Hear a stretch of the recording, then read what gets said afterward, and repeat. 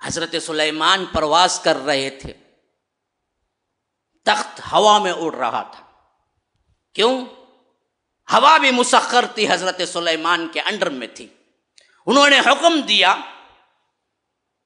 ہوا میں جا رہے تھے، دیکھا تو ایک پرندہ جو ساتھ میں رہنے والا تھا، کیونکہ پرندے بھی ساتھ ہوتے تھے، اللہ نے ان کو بھی انڈر میں دیا تھا.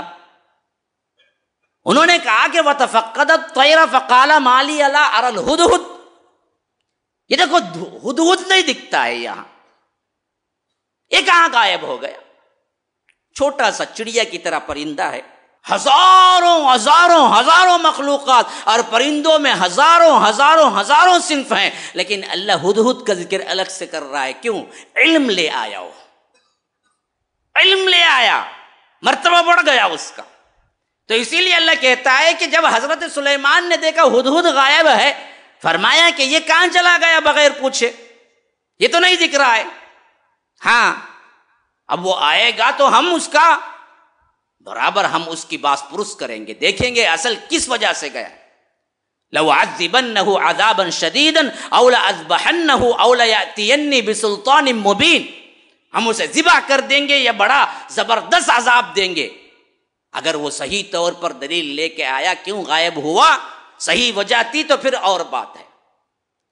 ہاں یہ حضرت سلیمان نے کہا.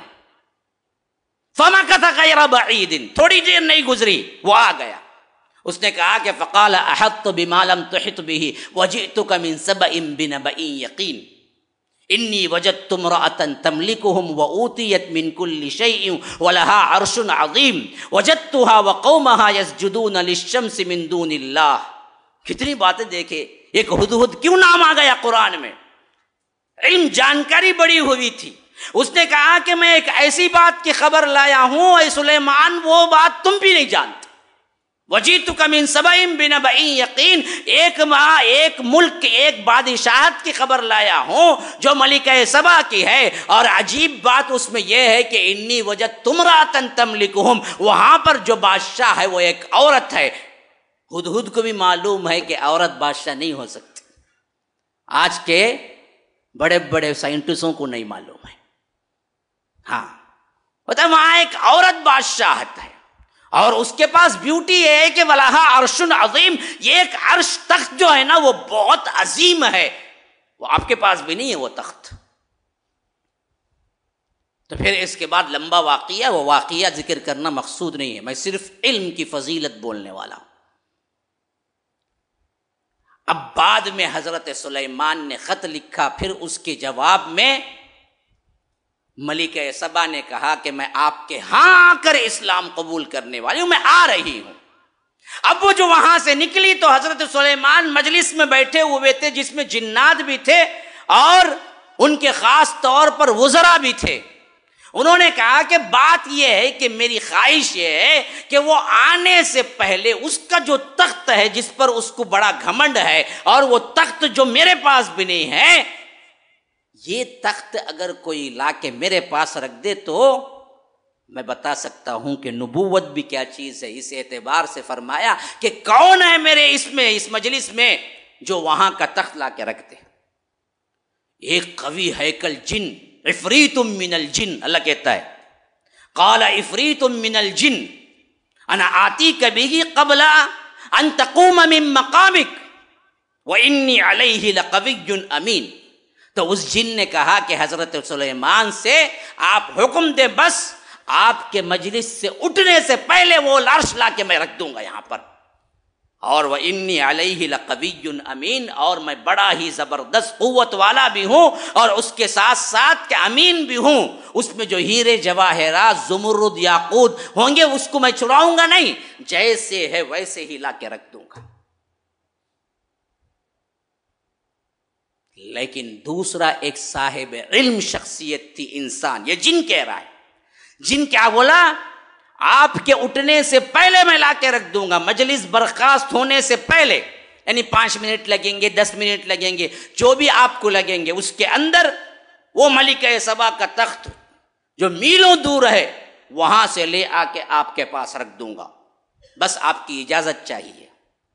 لیکن جو اللہ نے علم دیا تھا ہاں، اہل علم کی فضیلت دیکھو، جو وہاں پر عالم بیٹھے ہوئے تھے، جو حضرت سلیمان کے وزیروں میں سے تھے، اوت العلم، انہوں نے فرمایا کہ انا آتیک بہ قبل ان یرتد الیک طرفک، میں اس کو لے آتا ہوں آپ کے پلک جھپکنے سے پہلے. فلما رآہ مستقرا عنده قال هذا من فضل ربی. بس یہ کہنے کی دیر تھی کہ وہاں پر حضرت سلیمان کے سامنے تخت موجود تھا. انہوں نے کہا کہ ھذا من فضل ربی، یہ میرے رب کا فضل ہے. بڑے بڑے بلڈنگیں ادھر ادھر سے چرا کے، شراب خانے کھول کے، سود کا مال لے کے بنا کے انہیں لکھ ڈالتا ھذا من فضل ربی. کائی کا ھذا من فضل ربی؟ وہ یہ ھذا من فضل ربی جو منزلوں پہ گھروں پہ لکھتے ہیں نا جی، وہ یہ اسی آیت میں ہے قرآن کے جو سورہ نمل میں ہے. یہ کب کہا حضرت سلیمان نے؟ جب دیکھا کہ میرے رعایا میں سے ایک شخص ایسا عالم بھی ہے جو اپنے علم سے اس کو پلک جھپکنے کے اندر لا کے رکھ دیا، اور سامنے دیکھا تو انہوں نے کہا کہ ھذا من فضل ربی، یہ اللہ کا بہت بڑا فضل ہے کہ ایسی رعایا میرے انڈر میں، میری حکومت میں ہے. یہ کون تھا شخص؟ اہل علم میں سے تھا. ہاں، تو علم اصل میں ہر چیز کی ترقی ہے میرے بھائی. جہل ہر چیز کی آپ کے لیے بربادی ہے. آج ہمارے معاشرے کو خلاصہ یہی ہے میرے دوستو، علم سے روشناس کراؤ. بچوں کو ذہن میں ڈالو mechanic, cycle mechanic, motor mechanic بننا مطمح نظر نہیں ہے، تم اہل علم میں شمار ہونا ہے. علم حاصل کرو.